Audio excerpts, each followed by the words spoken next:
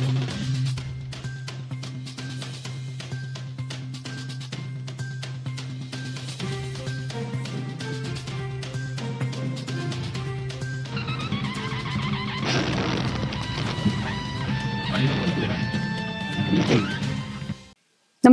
आपण पाहता हिरकणी न्यूज.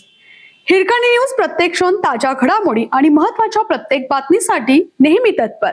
श्रमधाम मधून निराधार भगिनीला आधार.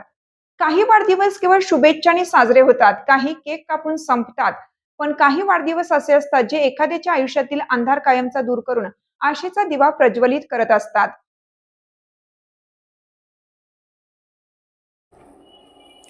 मंत्री डॉक्टर रमेश तवडकर यांच्या वाढदिवसानिमित्त श्रमधाम संकल्पनेअंतर्गत शोभा बाबली पागी यांच्या हाती नव्या घराची चावी सुपूर्द होणार आहे. हा केवळ एका घराचा ताबा नाही, तर एका संघर्षमय आयुष्याला मिळालेला स्वाभिमानाचा आधार आहे.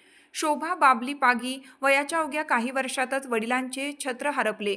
जन्म पाळोळे येथे झाला, परंतु दत्तक घेतलेल्या आई वडिलांच्या आश्रयात वाढू लागल्या. नियतीने मात्र त्यांच्यावरही पुन्हा घाला घातला. बालपणीच दत्तक वडिलांचे निधन झाले आणि 25व्या वर्षी आई ही कायमची सोडून गेली. त्यानंतर त्यांच्यासोबत राहिली ती फक्त वृद्ध आजीची आठवण, एक मोडकळीस आलेले घर आणि एकाकी आयुष्य. मे 2025 पहाटेचा तो क्षण आजही अंगावर काटा आणणार आहे. सकाळी 7च्या सुमारास मुसळधार पाऊस, सोसाट्याचा वारा आणि अचानक आलेले वादळ. घरासमोरील विशाल फणसाचे झाड क्षणार्धात घरावर कोसळले. त्यामुळे शोभाताई घराची साफसफाई करत होत्या.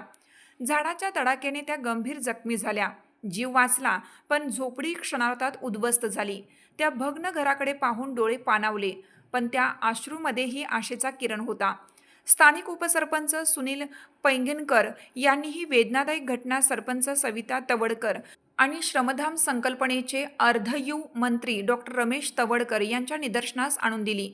क्षणाचाही विलंब न करता डॉक्टर तवडकर स्वतः त्या ठिकाणी पोहोचले.